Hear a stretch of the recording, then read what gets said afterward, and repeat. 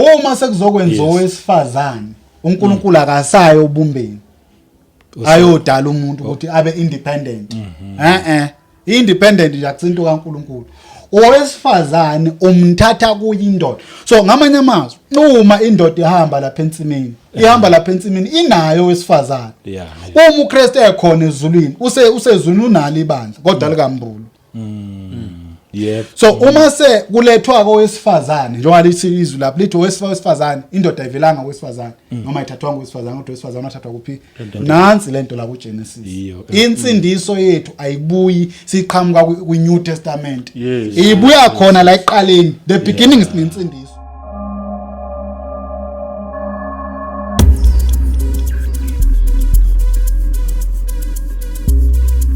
Welcome to another episode yeKota to Media. Kusasewuye futhi umduduzi wakashabangu. Siphinde sibonge nje, siphinde sahlangana namhlanje futhi yazi mangabe sihlangene sikhuluma nje indaba ezimnandi kuphela indaba ezithinta umuntu kanye noNkulunkulu. Namhlanje futhi akukho okuningi asilethanga ukuhlanipha kwethu, asilethanga ukwazi kwethu, kodwa silethe nje izwi lona lodwa likaNkulunkulu ngoba siyakholwa ukuthi liphelele. Sibonge nakuwe osubscribeile, sibonge nama comment enu kakhulu, siyawabona, siyawafunda, sibonga nje ngakho konke. Ngiyacela futhi ukuthi ongaka subscribe aqhubeke na ede ukuze izobonakala ichannel ukuthi yakhula and ni personal lo like lo yabona lo like uyasiza ya mabesho abantu be-YouTube but yasiza kakhulu ukuthi i-message spread YouTube yakhona ukusensa ukuthi okay ngathi iyabukelwa ngoba i-aim yakho konke ukuthi i-message esizoyidlulisa namhlanje iye kubantu abaningi babe baningi abantu abasizakalayo but ke angedwa khona baba Khumalo khona baba Khanyile ama regular like aya lawo sazoba nabo nje uNkulunkulu mangabe sasigcinile I don't know for how long kodwa nje as long as uNkulunkulu esasigcinile but yake siqale sibingelele namhlanje angiqale ngoba baba Khumalo jwayele uqala ngale kuba Khanyile siyabonga baba Khumalo tukhona sikubingelele futhi ngiyakubingelela namba bushabangu nababukele emakhaya kuyintokozo nje njalo kuba kulolu hlelo lesisazokhuluma Kota to Media. Yebo siyabonga nje uJesu Kristu esigcinile ukuthi yes sifike sizokhuluma indaba zakhe hayi zethu awuzwake hayi jabula kakhulu baba Khanyile sakubingelela nawe futhi ngegama yes ngibingelele nawe baba Shabangu ngamanye inkosi uJesu yebo ngibingelele nabo bonke abalaleli baloluhlelo egameni elihle futhi lenkosi yethu uJesu Kristu siyabonga nje ukuthi uNkulunkulu usinikele lithuba yes lokuthi sibe khona la sizokhuluma ngendaba yakhe usuku nenhlanhla mangabe ukhuluma ngaye ngoba ungangezwe lakhe yes nezwe lakhe limeneli manje mawuzokhuluma ngaye umuntu onjalo uzochaza yena usuku nenhlanhla ukuthi ukwazi ukuchaza noma ungeke umqede iqiniso ukumchaza nje iyanjongo yethu ukuzochaza indaba kaNkulunkulu ngendlela yakhe futhi uNkulunkulu ayithandayo kwesinye isikhathi ayizwakali kahle nakithi yebo kodwa kuye yezwakala ngoba ichazwa ngendlela yakhe lena athanda ngayo yena amen Amen. Hayi no. Siyabonga kakhulu. Ya ngiyathanda nje amazwi ashoyo. Akusikho ukwazi kwethu. Konke kuumusa nje. Ukuthi sithelele chance kuumusa. Sikwazi ukuthi sidlulise. I-message abantu bayakhala ngendaba le yokuthi asikayidlulisi kahle indaba ye message yomama abaphethe amabandla. O Lady Bishop. Saselapho namhlanje. Silapho. Kodwa indlela ayikufika ngayo lapho namhlanje sifuna nje ukuthi sibeke isithombe sikaKristu Nebandla. Bese Kristu Nebandla, okay. Siyezwa ukuthi ngase sidini noma akwisithombe noma ngakumumo kaKristu Nebandla. Yes. Kuyavunyelwa yini ukuthi ibandla limphathe uKristu? I-reason yenza ukuthi siqhamuke lapho is because esinye sezathu umpostoli Paul esenza ukuthi atha ngemvumelo wesifazane ukuthi afundise uthi ngoba akavumi ukuthi owesifazane abuse phezulu kwendoda. So moyibheka ke lapho kunento ayikhulumayo ejulile ukuthi ngamanye amazwi uma uzothi owesifazana akafundisa ibandla usumnika igunya lokuthi abuse phezulu kwamadoda. Into ayilwelayo kumpostoli Paul ukuthi leyo nto ayingenzeki because uma ikenzeka sizoletha isithombe esibi naku Kristu nebandla sengathi manje ibandla selinalo igunya nokubusa phezulu kaKristu. So ingakho sithi ayivele iyisithombe salento esikuyo kuyini insindiso imi inguKristu nebandla lakhe imi nguKristu eyinhloko kanjalo nebandla liwumzimba. Once yavela lapho then abazalwane kuzobalula ukuthi bayibone ukuthi kahle iziphi izinto umpostoli Paul ayelwela mayekhuluma indaba ukuthi angimvumeli wesifazane ukuthi abuse phezulu kwendoda futhi afundise. Alright. Yabo nje mbukela uma ngabe ukuthi uthanda uNkulunkulu kusazoba mnandi kakhulu sazosizakala kakhulu kuizoba interesting asiveni singeneni kuyona nje asingabe sisawesta nesikhathi asingeneni babusha vele sesikuyo kunezinto namhlanje sesisaba ukukhuluma sisaba ukukhuluma because isikhathi esikuzona asisazivumela ukuthi sikhulume kodwa izwi kaNkulunkulu alijike nxa yabantu sesithi masikhuluma sithi thina asikhuluma kwethu sikhuluma kuNkulunkulu. So siyohlezi ke thina sikukhuluma noma abantu abaningi bengasafuni ukukuzwa. So akusinto entsha le futhi akusi itopic le eshiwe engazange uNkulunkulu akhuluma ngayo indaba ukuthi owesifazane umbuka kanjani nendoda uyibuka kanjani ngokwakhe.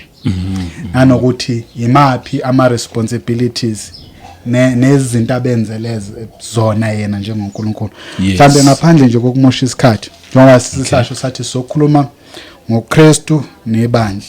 Sizokhuluma ngenhloko nomzimba wayo ngoba ibandla lengomzimba kaKristu. Bese uKristu uyinhloko yebandla. Ngizacela nje siye laphana encwadini ka1 Corinthians chapter 11 ngoba kukhona into eyivezayo. From kule sesigaba uma sisindiswa asisindiselwa ukukhishwa ezonweni kuphela kodwa sisindiselwa ukuba sizoba munye noNkulunkulu. Isilahlekeleke leyo nto ke sinabazalwane namhlanje. Qinisile ngoba kuba sengazathi just nje ukuthi sikhishwe ezonweni songena ezolweni. Then ngathi lokho nje kuphelile sibalekela isikhoko futhi bese senzana ezulwini. That's the thing. Kuningi singakwazi. There is why abantu bese bethi hayi mina ngifuna ukuya ezulwini ngiyokwenzani ngiyobhoreka lapha ngicula amawusana. Khona lapha ngidumisa hey hallelujah. And it's more than that. It is more than that. Insindiso nje ibanzi. uNkulunkulu ehlanipheni kwakhe mayehlela insindiso wayehlela yababanzi kodwa mhlawumbe aphandle kokumosha isikhathi ake singene nje ezweni singayitatazeleli sizoyi hamba nje nayo kahle babukhanya ngicela ungifundele msambe nje ngo1 siqale nje ku1 ngizongena nani bazalwane la ningena khona ngifisa ukuthi ningene 1 Corinthians chapter 11 verse 1 Isabatho so esifazane enkonzweni soko la Ibani ngabalingisi bami njengokuba nami ngilingisa uKristu. Umpostoli Paul umema abazalwane ukuthi mabalingise yena.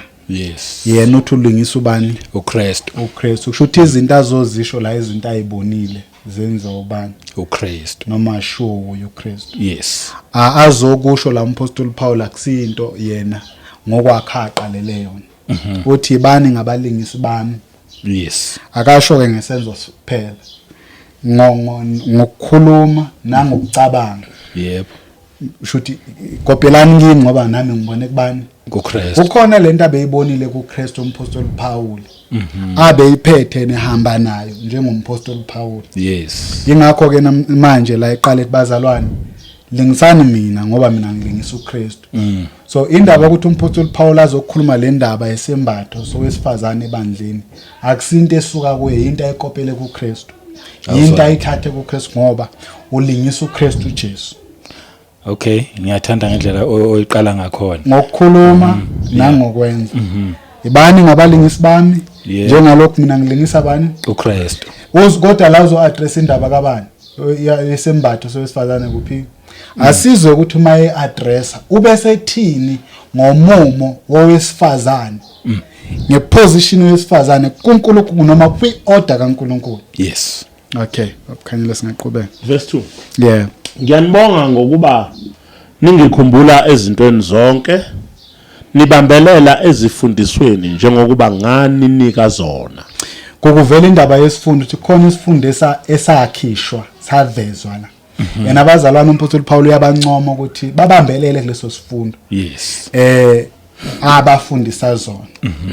So ibandla ke sesayikhuluma lento before ukuthi ibandla liphila ngesifundo. Liya indoctrinate ibandla. Yes. Lento sibiza esikole ku doctrine.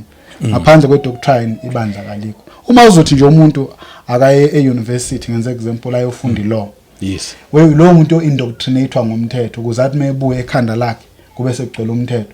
Wena umuntu inkinga nezinto zomthetho ubusuya kuyena because yena he's being indoctrinated ngani ngezinto zomthetho. Yes. Mawusu yamchaza ukuthi yazi nenkinga nje ngomthetho yena seyazi ukuthi leyo nkinga ixazululwa kanjani. Nomzalwane umuntu indoctrinatewa ngezinto zikabani zikaNkulunkulu noma zikaKristu. So lento esizoyikhuluma la idoctrine. Yes. Lento esizokhuluma ngayo la isifundo kumele umzalwane abe naso. So letho umuntu mayeqhamuka ngaphandle embuza ngalento abe ku position ukuthi amphendule. Yebo. Singaqhubeka. Verse 3. Kepha ke ngithanda ukuba nazi ukuthi inhloko inhloko yawo onke amadoda ingoKristu. Nenhloko esifazane iyindoda. Nenhloko kaKristu inguNkulunkulu. Acela uphinde nje bakukhanyile ethi ngithanda ukuba nazi ukuthi inhloko yawo wonke amadoda ingoKristu. Okay, lana kuhlukaniswa indoda kuhlukaniswa nowesifazane. Uthi ngithanda ukuba nazi ukuthi inhloko yawo wonke amadoda uKristu. Yebo. Bese ethi inhloko yabo bonke inhloko yesifazane ubani? Indoda. Okay, ngabe sethi umpostoli Paul lana abesifazane bona inhloko yabo akusibo yini uJesu. Akasho njalo. Kodwa ulethi order kaNkulunkulu manje from the beginning. From the beginning. Nane order kaNkulunkulu ngokukuma ezweni likamoya.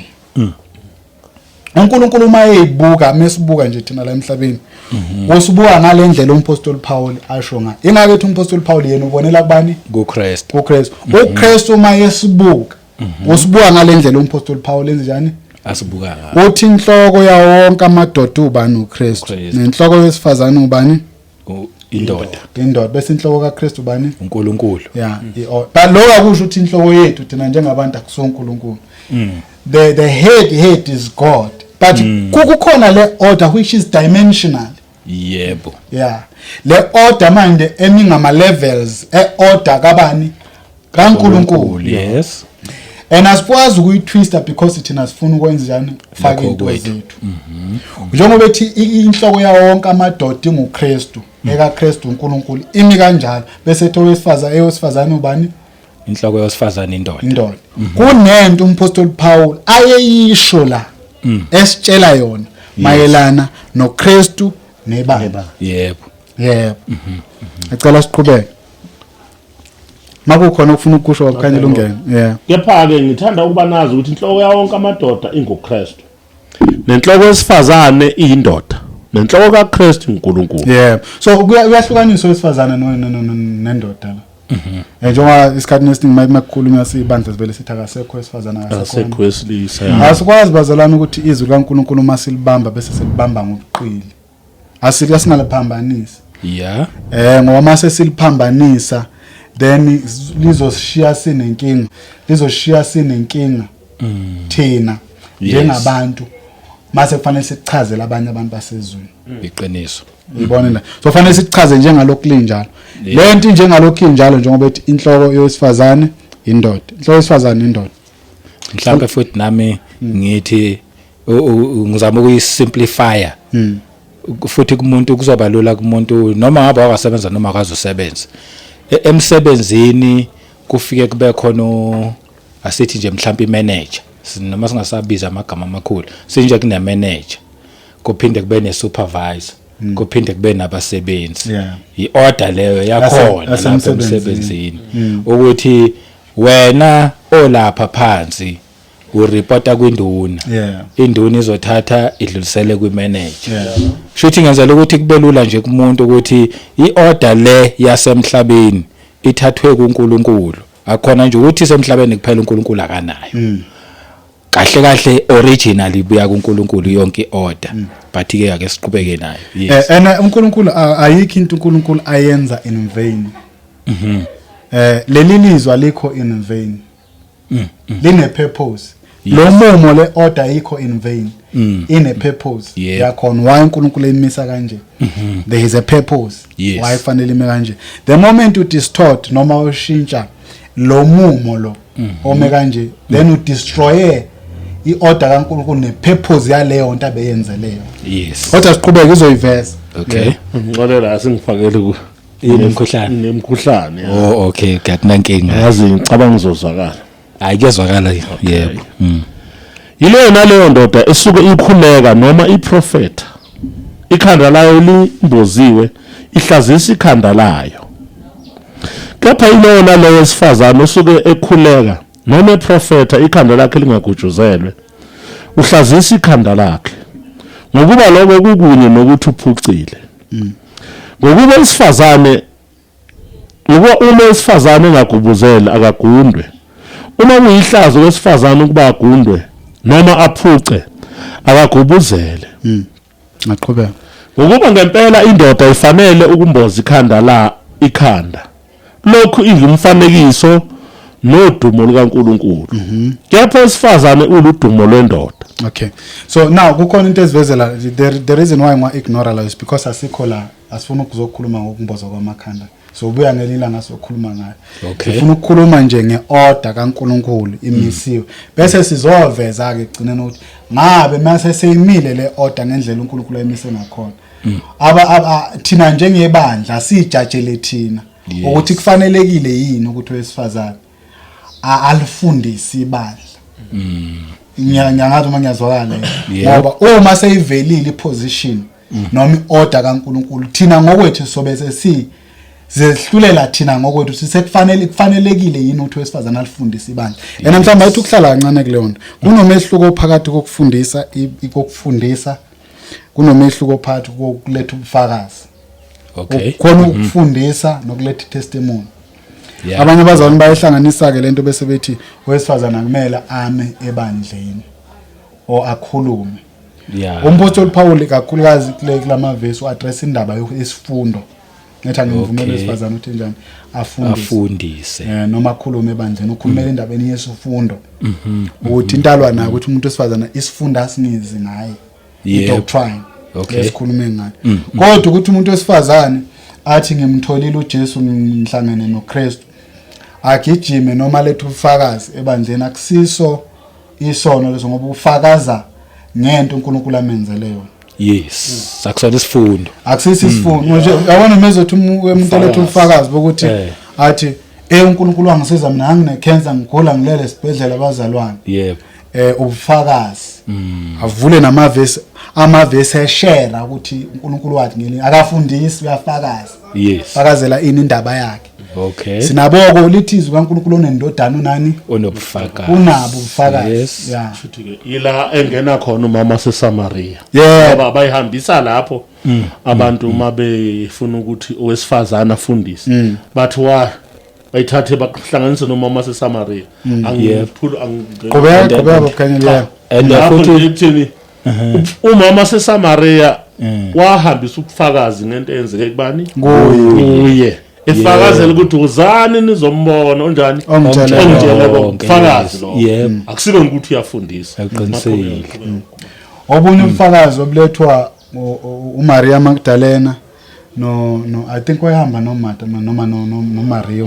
omunye ngikhumbula kahle bebuya thuneni uJesu uvukile bese njani bayafakaza there is why kungekho kubi umuntu wesifazana ukuthi angami esitimeleni afakaze ngoJesu omsizile empilweni yakhe. Yes. There is why kungekho wrong ukuthi umuntu wesifazane ahambise indaba zokulunga ngoba uyafakaza. Okay. Akafundisi.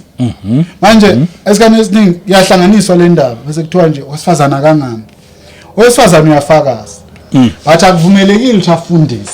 Ngoba isifundo sinegunya. Isifundo sinokubusa, sinombuso. Isifundo. Mawubheka isifundo phakathi kwaso sinokubusa. Yeah. Now into elwelwayo ukuthi owesifazane angafundisi ukuthi ngoba the moment efundisa sezoba nokubusa phezulu kwendoda. Yes. Nomiyazwa kunjalo angisazi leli verse likuphi leli lithi kumanele lo ofundiswayo ukuthi afane nomfundisayo. Kusho ukuthi ngeyindlela umntwana kaNkulunkulu mayefundisa uyasibheka isifundo ukuthi niyasenza yini. Manje lokho kufana nokuthi unika instruction ubheka ukuthi le instruction yakho iyenziwa yini. Okay. Vele kuyisipho uNkulunkulu akuphesona ukuthi wena uthi uJesu mayekhuluma noPeter uthi uyangithanda yini. Yiphi izimvu zami iyalusa amawundla ami. Isifundo siyelusa selusa umzalwane ukuthi abe in order with Christ. Ingakho iauthority uNkulunkulu ayinikezile esifundweni uyinikezele umuntu wesilisa njengenhloko. Yes. Yazi selapho isibuyisela back njengoba Khanyile session. Now masuyifunda ke lapha ku3 ithi, but I want you to know that the head of every man is Christ. The head of a woman is a man, and the head of Christ is God. Akwenzeki babishabanga ukuthi inhloko ibuso umzimba wayo. Alikazi inyawo latshela ikhanda ukuthi sesiyafuna ukuhamba manje. Yonke into eyenzeke emzimbeni isuka enhloko. So the moment manje usuthatha okuwumzimbo wesifazane ezoba negunya phezulu kwenhloko okuyindoda sekune disorder sikhona manje. And esikhathini esiningi lokho kwenziwa umoya wenkanuko. La khona umzimba noma inyama yomuntu ibusa umuntu. Ngoba umuntu yena ngokwakhe isoul which is mind ela emqondweni womuntu. Uma inkanuko isikuhlulile ingqondo yakhe iyahluleka ukulawula umzimba wakhe. Yeah. So kusuke kuyi disorder ke leyo. Ngoba lithi izwi lana oyinhloko kowesifazane yindoda. So the moment unika owesifazane makafundise isifundo sinegunya nokubusa usutshela umzimba ukuthi awubuse inhloko and uNkulunkulu akuhambi kanjalo. Futhi ngicabanga ukuthi abenza ibiology bazo understand much better ukuthi vele into ereportayo inhloko etshela umzimba wonke ukuthi senze ukuthi manje asike sokuphazamisa kunjalo. Noma ngabe kuthuna obuhlungu emzimbeni ukuze ubuze lo buhlungu kufanele kube isebenze report. Yes. Awona manje kuthiwa nje unconscious. Futhi ngamanye amazwi ngathini unamb. Ikhanda lakhe alisebenzi kahle. Unconscious. Amakubuza ubuhlungu. Yeah. Because your computer is not fully functional or properly functioning. So yonke into ubuhlungu yonke into yenza mangilula nje mina ngithi i-computer mangiqala ngithi ngiyahamba ise so umzimba wonke womuntu phantswa kwegazi yonke into yenzayo inhloko awuzwaki kusuke ekhaya. So now lithi kaNkulunkulu inhloko yowesifazane indoda. Yebo sevangeli yes uyayizwa lo. Yes owesifazane ngokweposition kaNkulunkulu kwelika moya mayebheka lento yena une order ibekile ukuthi ngifuna ukuthi lento ime kanje. Yes Manje ke mayikhuluma ngenhloko ikhulume ngomzimba akusinto esingenayo ipracticality yakhona noma ipractice yakhona noma ipragmatism yakhona. Siyazi thina njengabantu sidalwe sinenhloko sinomzimba ukuthi ifunction yomzimba isebenza kanjani. Yep.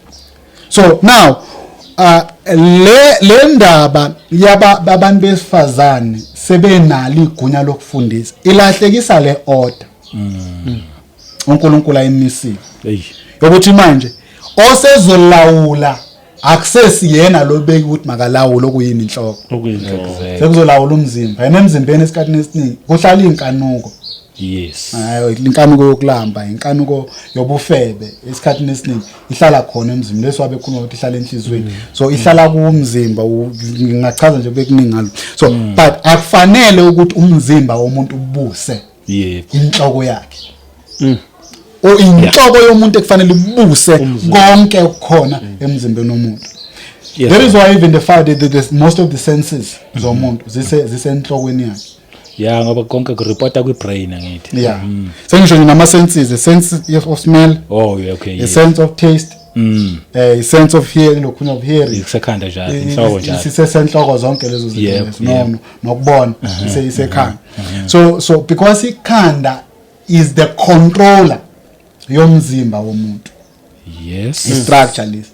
So now owesifazana inhloko yakhe makuyindoda uzowenza kanjani ke ukuthi kuthiwa uye manje kufanele enze njani afundise indoda ayikwazi umzimba ukufundiswa ayikwazi inhloko ukufundiswa umzimba ayikwazi inhloko ukulawulwa umzimba but asithi ukuqhubeka nayo sizwe ukuthi kukhona inokunye esivezela kona verse 8 ngokuba ngamphindi 7 okay ngokuba ngempela indoda ifanele ukumboza ikhanda lokhu ingumfanekiso lodumo likaNkulunkulu kepha owesifazane uludumo lendoda. Now kukhona into eyishoyo la and singiyiphike injengoba injalo lethi indoda iwudumo nomfanekiso kabani kaNkulunkulu ingawo uNkulunkulu engazange athi mayeveza ayiveze ngokuthi umama wayeveza ngokuthi ubaba. Jesu Kristu mesifundisa umkhuleko ukuthi anibothi baba wethu akade idekile. Namhlanje sinabantu abathi uNkulunkulu well is genderless. I don't wanna argue that. But uNkulunkulu uyivezile wase associator nowesilisa indoda. So thatha okusezweni thina yes. Njengoba nje nanezwi lafaka lithi indoda ini kuNkulunkulu ukhona ubaba uJesu mayezokuzuza njengendodana akeze njengendodakazi. Yes. Right? Yes. Ngoba uNkulunkulu uma enza indoda sengikhuluma ngendoda ke nje. Yeah. Lana I'm not trying to be bathi lento kuba lokuthu feminism. Ikhona feminism bese kuba khona masculinism. I'm not trying to be masculine noma push agenda yamadoda. Asikhuluma izwi. Lithi izwi indoda iwudumo nomfanekiso. That is why even indodana kaNkulunkulu enguKristu yes indoda. Indoda arathi ukudoda. That is why mayisifundisa ithi nibothi baba hayi mama. That is why uNkulunkulu throughout the scripture ubizwa ngobaba. Yes. Akazi uNkulunkulu abizwe ngomama. Qinisile. Ngoba even noma oyingcwele uma ethi uzoza uma oyingcwele umbiza ngokuthi he. Yes. Akathi she. So ngifakazelisa leyo party nje.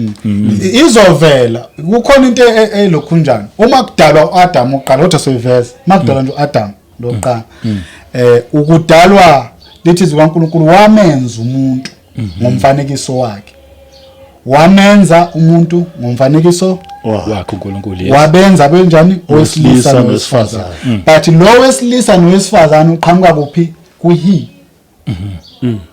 noma ngiyazwa kahle so yabona sithi kodwa ke siqhubeke nje nayo le ngempela indoda ifanele ukumboza ikhanda lokhu ngumfanekiso lodumo kaNkulunkulu kepha owesifazane uludumo lwendoda. Owesifazane uludumo lwendoda owesifazane indoda udumo lwayo kuphi lukosimama yes wesifazane nodumo lenhloko yethu thina lisemzimbeni right. That's why sinakekela imizimba yethu siyigqokisa kahle sisebenza ukuthi siyondle isho nje ancwadi base-Efesi ngani udumo lwethu ikhanya inhloko la ibusa khona so inhloko konke kwenzayo kwenzela ini kunakekela umzimba right. So udumo indoda mayiqala ithola imali siyayazi lento le indoda mayiqala ithola imali ifuna ini owesifazane ozoyinika ini abantwana yes ngani udumo lwakho lewa indoda lekuphi abantu amadoda ukuthi abe nemali drive imoto ezinhle akusho lutho. Amadoda afuna ukudumisa abantu besifazane. Nendoda engamthathanga umuntu wesifazane noma unkosikazi idlala amantombazane. Vele. Yahamba esportini iyothengela amantombazane engathandana nawo utshwala ukuthi kwesinye isikhathi ifuna ukulala na. Ngani ila idumiseka khona. But ngendlela uNkulunkulu ayidale ngayo idala uthi indoda meqala isebenza ayifuna wesifazane ezomenzela yonke into. Ngoba udumo lwayo lalikhona. Empilweni endoda ayinaminingi impilo ethi endodeni angiphile ngibe nemali. Phela. Ayina meaning. Impilo yendoda iba nemeaning mhla indoda yaba nemali yanonkosikazi mase sebenza inonkosikazi imali kondliwe ingane. Usasho njalo njengokusho kaNkulunkulu maye emdalo wesifazane. Lithi uNkulunkulu wabona kungekuhle ukuthi indoda ibe yodwa. That's why uNkulunkulu ukuze kube kuhle wadala ini owesifazane. Ubalekile umuntu wesifazane ngokodwa ngokwendlela uNkulunkulu ngokwelevel uNkulunkulu le ambeka kuyo. Position engayo. Qhubeka. So inama level ine order. Yes. And le order ekaNkulunkulu akusiye abantu. So ngesikhathi uAdam eseseyedwa lapha siyatshelwa ukuthi udumo bengenalo. Yes. Bekuyinguquza nje yodwa lapha engenadumo. Kodwa uNkulunkulu besenalo lwakho udumo nomfanekiso elobani elindoda. Indoda yona ingenalo lwayo udumo. Ngoba udumo lwendoda lobani unkosikazi wakhe.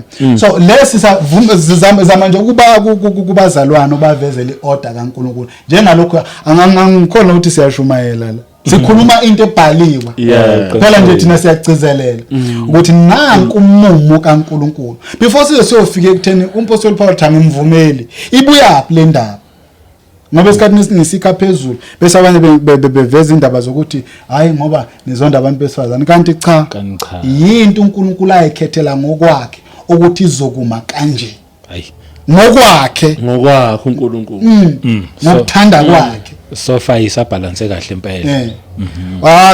Sasingekho thina la esikhuluma thina singofakazi futhi nje engikuthanda uPaul ayithi kujwayele ukuthi kuthiwa uPaul wayebone mhlawumbe ukukhohlakala okuthile ebandleni elithile.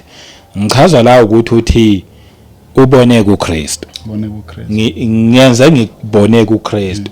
Shuthi akunabandla engilibonile lenza ukukhohlakala, akunamuntu esimama engimbone enza ukukhohlakala, ngibone nje kuKristu. Lokho engikushoyo ngibone kuKristu nami ngibonelani bani? Kimi ngibona kubani? kuKristu. So lokho ngikhuluma into engizazi ezingasuka imoto esibambelele isifundiswe nakho-ke. Wayekwazi lapho umpostoli Paul ukuthi inhloko kaKristu unguNkulunkulu. Phela sengabe kwenye wayebonile lento evezele. Wayevezele. I-revelation. Yes. Yeah. But asiqhubeke lapha u8 siyaqala yangena ke manje indaba. Alright. Ngokuba indoda ayivelanga kowesifazane. Kodwa ngowesifazane owavela endodeni. Yeyizwa indaba. Indoda ayivelanga kobani? Kowesifazane. Kodwa owesifazane ovela kuphi? Endodeni. Le ndikhuluma ngoKristu nebandla. Engathi baseyifesi nje yakutshela iqede indaba ka yomshado bese yakubuyisela ukuthi mangikhuluma ngomshado ngikhuluma ngobani? Ngikhuluma ngoKristu nani? Ngikhuluma ngemfihlo kaKristu nebandla. Yep. Ibandla uKristu akavele ebandleni. Ibandla elivela kuKristu. Yes. Indoda ayiveli owesifazane. Kodwa owesifazane ovela kuphi? Endodeni. But mayihamba iqhubeka owesifazane obesezala ini wona amadoda. But asilande lapha ekuqaleni mhlawumbe sifunde nobani no9 sizoyizwa kahle. Okay. Ngokuba indoda ayidalelanga owesifazane kodwa owesifazane owadalelwa indoda. Siyayizwa ke manje. So kunalento le abalukhunjana sike sayikhuluma na last week sathi umuntu wesifazane engasilo usizo endodeni useless siyayiphinda futhi. The main purpose why wesifazane yenziwa wenzelwa ini indoda. The main purpose why indoda yenzelwa ubani? uNkulunkulu. Indoda engamdumisa uNkulunkulu nendoda engena role edlalayo kuNkulunkulu i-useless. I-uselessness kubantu ivela kanjani? From this order. From this order uma uNkulunkulu efaka umuntu emhlabeni ufaka indoda uyayibuka indoda seyinikile umsebenzi ukuthi enzani inisele insimi kodwa still uNkulunkulu seyakhuluma ethi akukuhle ithi indoda ibe njani ibe yodwa ngizoyenzela ubani umsisi owesifazane wenziwa ngezizathu sokuthi kubukeke isidingo endodeni indoda ibuke uNkulunkulu uyibona imbi ingeyinhli yodwa senzo wesifazane the reason why wesifazane lethwa is because of indoda umzimba awumile ngoba umela umzimba ongenakhanda usho lutho into efile le into efile so ukuze umzimba noma ukuze inhloko ipheleliswe kuthiwa le nhloko nayo iyasebenza le nhloko nako ngathini kubonakala izinto ezenzakalayo zenziwa inhloko kufanele kube nomzimba nakho umiyodwa nayo futhi ayisebenzi nomzimba mawodwa awusebenzi so labantu bobabili bayadingana bathi ka umzimba ukwazi ukuthi ungathatha irresponsibility yenhloko i-confusion le yile confusion ke namhlanje abazana abayilwilayo yo abafuna ukuyifaka ke namhlanje there is why ibandla le-confuse kangaka sengathi siyibandla elingazi ukuthi lenze njani lenzani futhi kwenzakalani indaba yensindiso ayiqali kwi-New Testament qala le ensimini yase-Eden phela so mase siyibona la kwi-New Testament sibona yento eyenziwa vele kudala ngochaza ukuthi ngithini nalento indaba yensindiso ayibunje seyiqama ku-New Testament sekuthiwa nansi kwi-New Testament uma uyilalela nje la kulokhu njani ku-8 ithi for a man is not from woman but woman from man indaba kaGenesis le iphindi ithi ku-9 ithi no was man created for the woman but the woman for indaba kaGenesis mhlawumbe asiyenikiyona ngoba la umpostoli Paul ukhuluma ngensindiso kodwa ukhuluma ngamadoda besifazane why ayisakhulunywa ke le mabandleni makufundela amavesi kudliwa mazambane ngoba abazana abana revelation noma abana kumbulelwa ngalento lento ayifundiswa yithi ngoba sizana naku ukukhulunyilwe ngayo akusinto lengathi makukhulunywa ngayo lesifundo esikhuluma ngaso namhlanje noma lesikhuluma kuthiwa isifundo sabuya ngoKhumalo ngo-2023 nathi ibhaliwe lento the question umzala afanele abuze wayethini umpostoli Paul mayesezositshela manje ngamadoda angabuyi lalele kahle kuhle ukulalela nendlebe yokuzwa ke nakakushoyo umoya ukhuluma insindiso othi usitshela ngamadoda abesifazane why siyalapha kuGenesis mhlawumbe nje babukhanyile awucela ufunde nje uGenesis 27 Genesis chapter 1:27 uNkulunkulu wamdala umuntu ngomfanekiso wakhe wamdala ngomfanekiso kaNkulunkulu wabadala wesilisa nowesifazane uyayizwa ithi uNkulunkulu wamdala ubani umuntu ngomfanekiso wakhe uNkulunkulu wamdala umuntu ngani ngomfanekiso hayi abantu isachaza okunye lapho uNkulunkulu ngesiNgisi so God created man in his own image and this man akasuka oshamathu abantu abaningi uthi umuntu lo and then wamdala ngomfanekiso kaNkulunkulu ithi wamdala ngomfanekiso kabani kaNkulunkulu bayiqhubeka ithini wamdala ngomfanekiso kaNkulunkulu wabadala owesilisa nowesifazane uma uyibhekile lencwadi ukuthi ngoba ifuna ukuchaza ithi lapha so God created man in his own image one man and in the image of God he created him and then after him there is semicolon ithi male and female he created them and nanokuthi iqale ngokuthi male there is a purpose i-order le ithi male and female he created them but lo male and female he created them it comes after noma they come after i-comma lo likabani semicolon lo kabani ka him so from this him othi sizwe kahle lento le from this him kuqhamuka ubani umale and female but isizwa kuphi le nto le asiye laphana ku chapter 2 uverse 7 uJehova uNkulunkulu wambumba umuntu ngomhlabathi waphefumulela emakhaleni akhe umoya wokuphila kanjalo umuntu waba umphefumulo ophilayo uyezwa futhi akhona ngomuntu onjani oyedwa siyazi la ukuthi obunjwa ubani indoda uAdam indoda ethi wambumba uJehova ngani ngothulani ngomhlabathi yes he created him so uAdam yebo waphefumulela emakhaleni akhe umoya wokuphila yebo kanjalo umuntu waba umphefumulo ophilayo nami umuntu la wenjani uyaphila then siya lapha ku verse 18 wakho chapter 2 verse 18 uJehova uNkulunkulu wathi akukuhle ukuba umuntu ahlale yedwa ngiza kumenzela umsizi onjengaye uNkulunkulu uthi akukuhle ukuthi umuntu enjani wayeyedwa umuntu la uthi uzokumenzela ubani umsizi onjengaye so siyazi lo msizi ekukhulunywa ngala ukuthi wani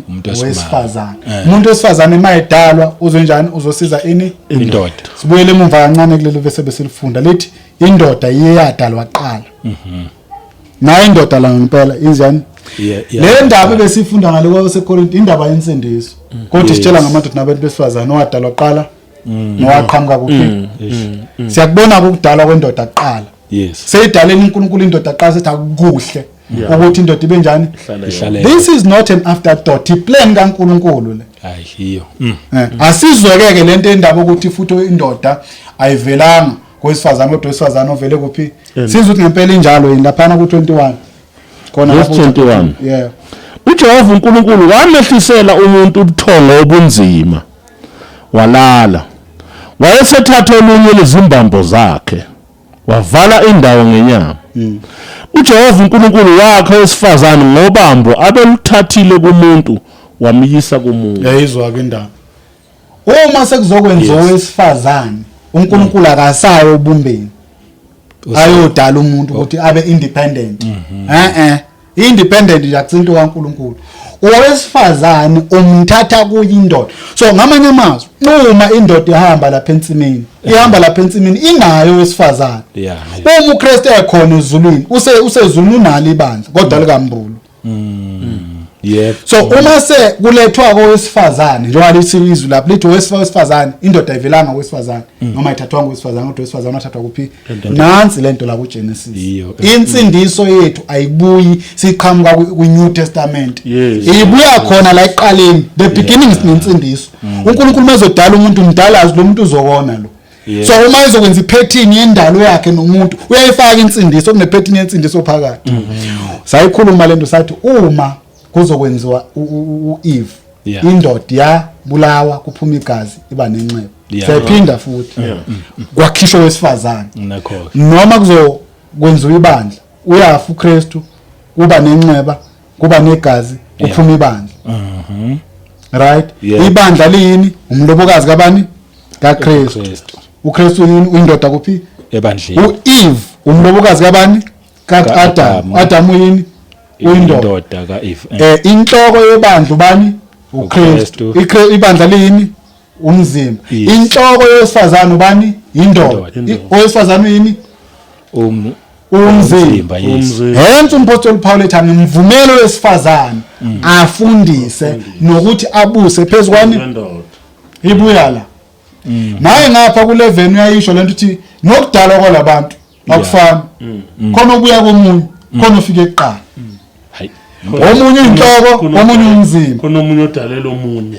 khona omunye othemenziwa wathiwa wena wenziwa ngenxa yalo akusilento thina njengabantu njengedalwa esikhethele yona omunye uzothi nikhuluma lento ngoba ngamadoda cha sikhuluma ngoba ibhalwe phansi i-order kaNkulunkulu eyimisa uNkulunkulu elethe isithombe sani sika Kristu nebandla asiyengiyona ke leka Kristu nebandla ngithanda babu ulokhunjana ziningi incwadi ezivezayo lelokhunjana kodwa isikhathi ngiyazi yenza sisiyashaya asivaze sigijima ziningi incwadi eziveza evele ihlale kuyo nje straight incwadi yabase Efeso 5 but asinayo kuyona masiya kuyona umzalwane uzothi sheshena afika kulwa asiyeni laphana kwabaseKorinto ngokuqala chapter 15 umpostoli Paul nje kwabaseKorinto wayifundisa kahle le ndaba yomumo yomuntu nje umuntu position yomuntu kuNkulunkulu ukuthi ni kanjani eyiveza ngokwensindiso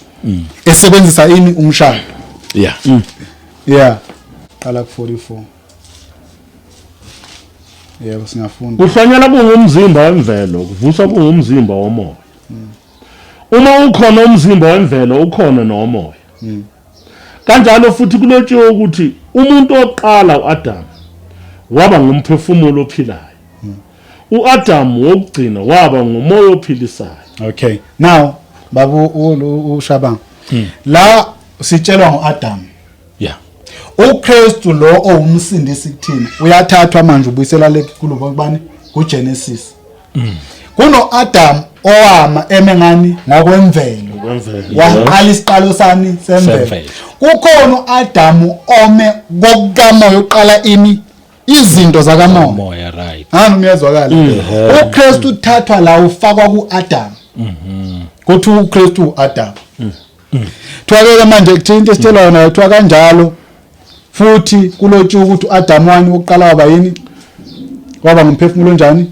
Ophilayo. Adam ugcina uyini? Ungumoya ophilisayo. So babili labo Adam lo oqala waba yini umphefumulo ophilayo. Yeah. Owesibili uyini? Umoya ophilisayo. Is a life giving spirit in English. Lo oqala was a living soul. Asiye ku 46 ke sizwe. 46. Yeah. Kepha okuqala kusikho okomoya. Kodwa okwemvelo. Bese kuba ngokomoya. Omunye uzothi ke kushuthi izinto zokuqala nje ezintweni zonke izinto zemvelo. Cha isho njalo icontext yala uAdam. Lo wemvelo uAdam wani? Wamoya. Kamoya. Kushuthi uthi okokuqala akusuko kwani? Adam uqala kusowani okamoya kodwa wemvelo. Siyakwazi ke lokho vele kumile. So uAdam wesibili uyini okamoya. Ngakethi okokuqala kusokwani okamoya kodwa kungokwe. Yeah, so context yala ile ndaba chaza ubani uAdam. But underline ke la lo oqala uAdam uyini? Living being, yes. Wemvelo. Wesibili one okamoya. So masiza kuKristu sikhuluma indaba zikamoya. But sinasi isithombe salento emvelweni. There is why ukuthi uKristu efaniswa nobani noAdam. Uma size ebandleni noKristu sikhuluma ngathini ngomshado. Enesinasi isithombe salento kuphemvelweni uAdam noEve kwindoda nowesifazane. Uma sesizongena kuKristu Jesu singena kuKristu sesinasi isithombe sokuthi uKristu Jesu nebandla bami muni. Ibandla njengoba silumlobokazi lento isho ukuthini nje masibuka kuphi nasemvelweni laba babili bawuba njani awubanyamanye. Kahle uNkulunkulu wathi angiyeke emvelweni ukuze izothi mayisifika kwezikamoya baye understand. Wayenzela thina ukuthi si understand lento simplify. That's why uNkulunkulu enyanyanga ke divorce number 2. There is why uSathane atheka kangaka imshado and then enza lento ukuthi ashadise indoda nendoda. Ashadise wesifazane. Udistorta yonke le order. Bese nathi njengebandla siyamsiza uSathane. Lezi wasathi masikhuluma le ndaba saqhama ngakumoya kabani kaAntichrist. Kodwa singayiqhamukisi lapho namhlanje. Kodwa nathi sizisebenzi kunye nayo uSathane namhlanje ngokuphikisa into ebhaliwe. Ewumumo kaNkulunkulu neorder kaNkulunkulu. Balake sihambe nje nale ncwadi singaze shaya isikhathi mhlawumbe bese siyalimala. 47. Umuntu oqala wavela emhlabeni ongowenhlabathi. Umuntu wesibili uvela ezulwini. Yezwa ukhuluma ngobani uAdam oqala nowesibili. Oqala umuntu wavela kuphi? Enhlabathini. Izwe kithi onguwayo inhlabathi. Owesibili uvela kuphi? Ezulwini. Yeah, singaqhubeka. Yeah. Njengokuba enjalo owayengowenhlabathi banjalo nalabo abangabenhlabathi. Nanjengoba enjalo ongowasezulwini banjalo nabo abangabasezulwini. Asenze kanje naye. Uma kulokhunjana kulethu Adam lethu ungowemvelo ungowenhlabathi nomvelo emhlabeni ungowenhlabathi. No Eve uzoba kuleso simo sikabani sikaAdam. There is why what makulethu Eve uAdam wambona wathi lona yini inyama ithambo lamathambo unjengami ufana nami ngoba njengalokho ayedalwe ngani ngenhlabathi uAdam engowomhlaba ngowemvelo no Eve uvela kuye ufana naye. Izweke mayisiqhubeka ithi ke lapha khona ufisa ukuthi umuntu uthi ithi banjalo nalabo abangabenhlaba besithi njengokube njalo ngowasezulwini banjalo ngabanjani basezulwini. So now abavela kuKristu bazofana naye uKristu. Yes. uKristu ngokamoya uvela ezulwini. uAdam onjani? Wesibili ovela ezulwini kanti ongumoya ophilisayo. Yes. Nalabantu abazovela kuye uKristu bazofana noKristu. Right. Ingizwa kahle. uEve woqala uvela kuAdam fana nobani? No-Adam. Inyama kabani? Ka-Adam. Ithambo kabani? Lika-Adam. Uzokuthiwa indodakazi ngokuba uthathiwe kuphi? Endodeni. Ibandla livela kuKristu Adam wesibili ovela ezulwini ongumoya ophilisayo. Nebandla kufanele ukuthi lifane nani? NoKristu. Laba ababili bazoba njani? Bazoba munye. Bazofana abe ukuhlukaniseka. Uyomubuka omunye umbona lo kalo. Nebandla ipicture leyani yebandla nobani? NoKristu. Para sithi uqhubeka nasizwe. Okay. Verse 49. Yeah. Futhi njengokuba benesimo songowenhlabathi siyakuba nesimo songowasezulwini futhi. Siyakuba naso isimo sonjani? Songowasezulwini futhi. So now thina ke sikuKristu sisentweni zikabani? Zikamoya. Singumzimba kabani? kaKristu. kaKristu. Sithi umzimba kaKristu ibandla likaKristu yinto kamoya. Ilento kabantu simakhuluma ngebandla ufuna vele usimplify ngoba ibandla into kamoya. Abuzo umuntu uthi uthimo lokuthi ibandla into kamoya. Ubaleka nani khona into obale ibandla into kamoya. Inkosi umoya. La khona umoya inkosi ukhona kukhona ini? uNkulunkulu umoya. Yes. Yeah. So uKristu uAdam wesibili lithizwe laphana lithiwa kanjani? Ungumoya ophilisayo. Uyiwo umoya. But now ubuye kancane nje uKristu waba inyama. Kodwa izuzu ukuthini? Lithi umoya kodwa ophilisayo. Lidlo Adam lo nimbonayo la. Owesibili ungumoya ophilisayo. So uKristu nakuba uhamba emhlabeni enyama kodwa umoya njani? Ophilisayo. So nathi njengebandla siyasetshenzwa la emhlabeni sisetshenzela ukufana naye ukuthi nathi sibe ngumoya ophilisayo. Ngoba akwazi ukuthi inhloko ingahlukana nomzimba wayo. Uma inhloko inyama nomzimba libe inyama. Uma inhloko umoya nomzimba ngelibe umoya. Ila khona ukuthi mase kupheleliswa isikhathi salento sokuthi ibandla selisetshenziswe. Lafike esimweni kule khuna incwadi abase-Efesi 4 ubani u4 ya lethi khona sifundisa ukuthi sifike siqonde isimo sesiphelele sane sesendoda ngoKristu. Uma seyifikile lo period of maturity kwabani kwebandla sekusecoliwe umakoti then yobe sembulwa nokuthi ahlwithwe athathwa uhlanganiswa nobani lento ekhulunywa ngayo indaba yomshado ke manje umshado wani la kwemshadweni ila khona the marriage not the wedding the marriage ila khona kube sekunjani sokuKristu enebandla lawo. Futhi sidla futhi no futhi songo wenhlabathi siyakuba nesimo songo wasezulu. Awuthi iqala nje kuyimpela futhi phezulu futhi njengalokhu futhi njengokuba benesimo songo wenhlabathi. Yeah. Siyakuba nesimo songo wasezulwini futhi. Ithi siyakuba naso. Sithi njengalokhu abantu abavela kuAdam lo wokuqala. Umuntu oqala banesimo sani senhlabathi ya njengalokhu nawe nani nesimo sani senhlabathi. Yeah, that is why umuntu osesimweni sikaAdam lo wokuqala angeke awudle umbuso wezulu. Yeah, funa uguquka uzalwe kabusha bese uyakhishwa kulesa simo ufake esimweni sakabani ngoba into kamoya ngale kongena abantu bakamoya abasenhlabathini bosala enhlabathini. Ene le ncwadi ngendlela ejule ngakhona ijule kakhulu kabi ibiza umuntu ephelele imbiza ukuthi wenziwa ngenhlabathi. Bese thina siyasho nje ukuthi othulini sithi umlothe uthulini asazi sihambisana yini ebuyele enhlabathi.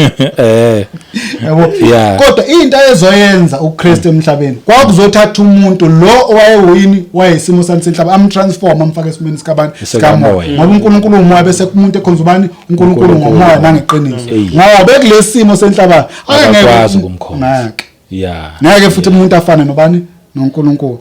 So Christ came with the power of transformation yomuntu emkhipha kuya Adam ezomfaka ubani kuye njengoAdam njani wesibili oyini ongumoya njani ophisa umuntu kufanele abe umoya ophilisayo.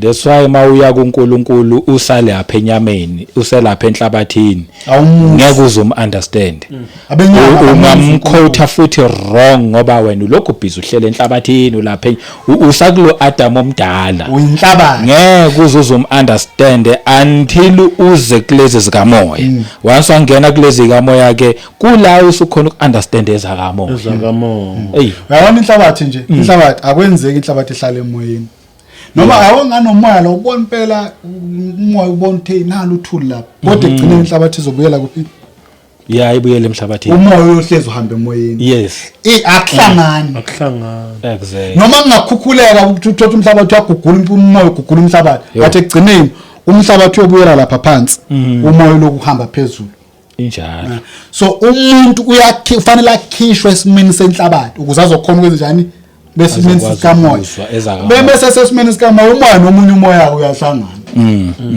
umoya nomunye umoya uyahlangana so mhlawumbe siqhubeka na ngoba ziningi izinto ezisholo encwadi into kuba sesika phezulu nesikhathi ya kepha ngisho lokhu bazalwane ukuba inyama negazi akunakulidla ifa elombuso kaNkuluNkulu nokubola kulidla ifa elingukungaboli.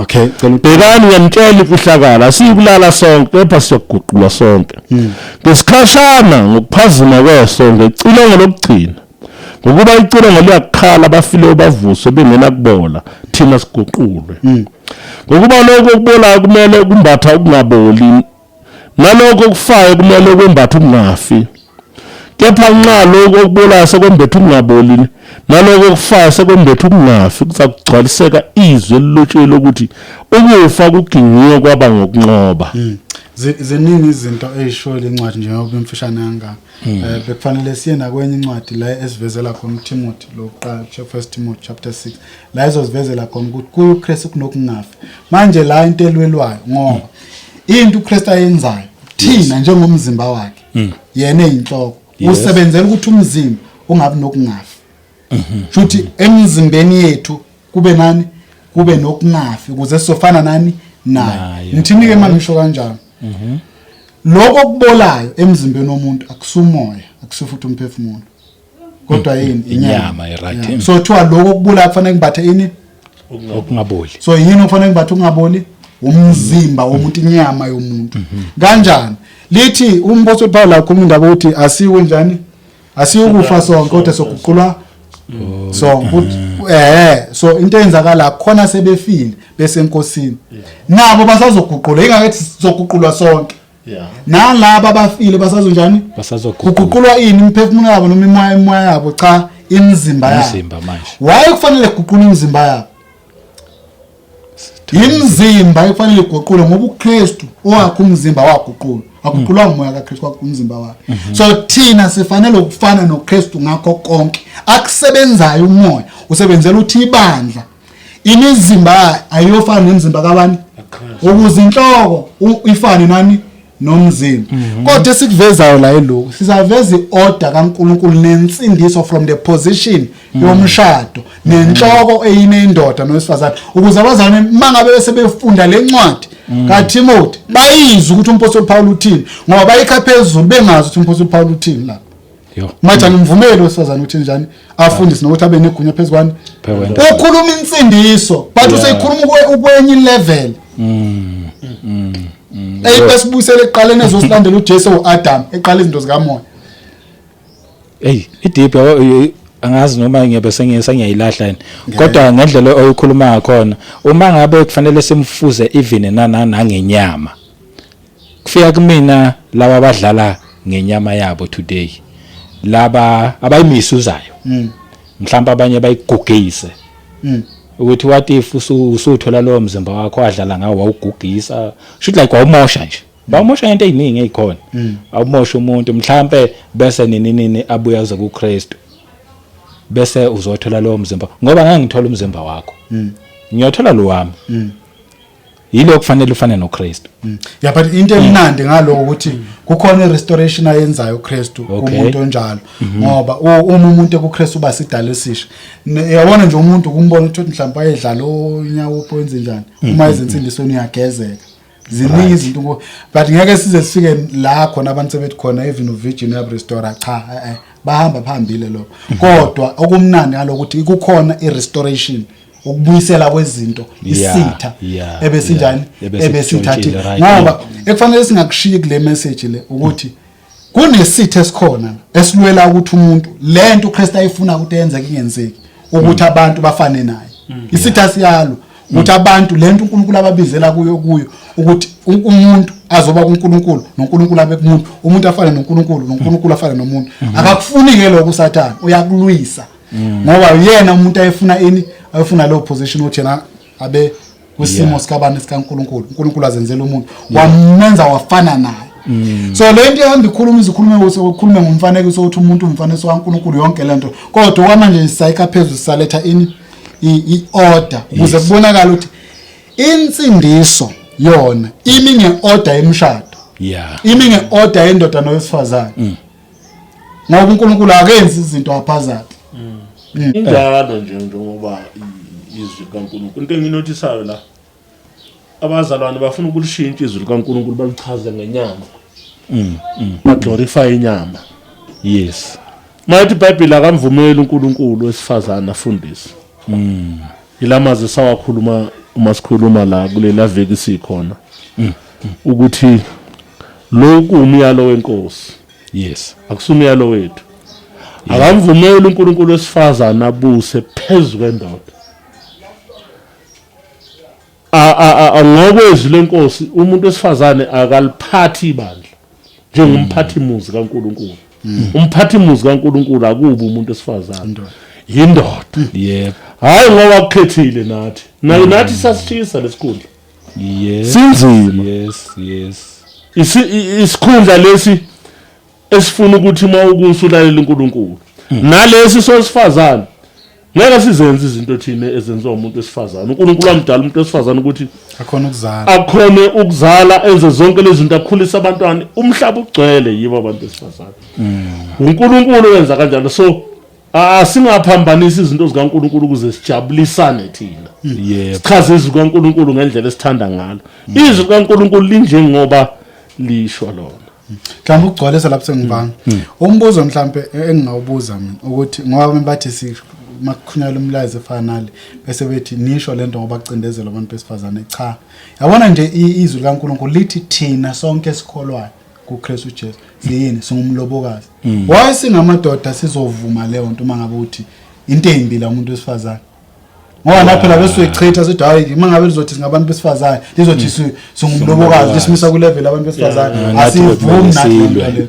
but izwa siyayifakaza lento njengoba injalo uthi hayi nathi sime laphana njengomkawundlu thina siyamadoda impela kodwa masiya laphana kule ndaba ke mase sichaza kulikamoya simisa imizimba simisa ngumkawundlu singumlobokazi hayi singamadoda so yabona sichaza indaba yethu sichaza indaba kaNkulunkulu exactly hayi ngiyathanda ngendlela nibe ngakhona nivele nayicacisa lokho ukuthi omunye umuntu njengami khona umama engimhlonipha kakhulu waye umvangeli hayi leya mama ukuthi ngoba abantu abakithi abamnyama abazange babhale incwadi I believe bakhona nababa msebenzela uNkulunkulu kakhulu leyana wesimame umlungu uMaria Woodward Eda waye umvangeli ayekwenza wayevangela shuthi ngamthatha ngomungu njengokuthi umuntu owayehamba efakaza ngoba uma ngabe uyifunda even nencwadi yakhe uthi ngambuza uKristu ukuthi ngizofika ngithini ebantwini wathi uKristu batshela lokho engikwenzele kona qala nje lapho ubatshele nje lokho engikwenzele kona udlulele phambili kwezinye indawo ebenza nje lo msebenzi kusala kwakhe kamabandla ngemuva yena ohambile so manithi owesimame ngempela uyafakaza siyakuvuma into vele khona hayi ukuthi sihleli phekwabo nje ukuthi sobacindezela cha hayi but nicacisile I think le order isavele kahle kwamanje I believe kuningi esazokufunda la mangabe umuntu nje oyithandela uNkulunkulu ofuna nokufunda asirepresent isonto elithile asirepresent amabandla athile asirepresenta nje uKristu ya mawubuka nje le channel wazi ukuthi noma ngabe ukuliphi ibandla noma ngabe liphi iZion Church whatever lalela nje wena usambisane nje sokonke khona amazwi ongathandini uthe last sayikhuluma leyo ukuthi owesimame ongayihlonipha indoda yakhe noma ongayisiza indoda yakhe ongasiusiza endodeni yes useless uphenduka be useless indoda elalele njengamanje ngisakhuluma futhi nanaye wesimame but indoda elalele njengamanje uma ngaba ukakamamukeli uKristu njengenkosi nomsindisi wokuphila kwakho kushuthi ufana nendoda ephathiswe ukwenza something for umzimba kaKristu kodwa waphenduka waba useless angikhathali noma ngaba powerful kangakanani kwi-community yangakini yabo nje uma ngabe ungena Kristu ushilo nami ngiyayifakazisa uphenduka ube indoda ehloniphekile emhlabeni but kuKristu useless ngcono nje uvela uzamkelela uKristu ngoba inhloso yakho konke ukuthi siyakhulisana siphinde futhi sibuyisane umuntu nomuntu eze kuKristu. Siyabonga ngathini uNkulunkulu emuhle anibusise ngibonge nakunina abafundisi kakhulu asiphinde futhi ngomusa wakhe sihlangane next time. Amen. Amen.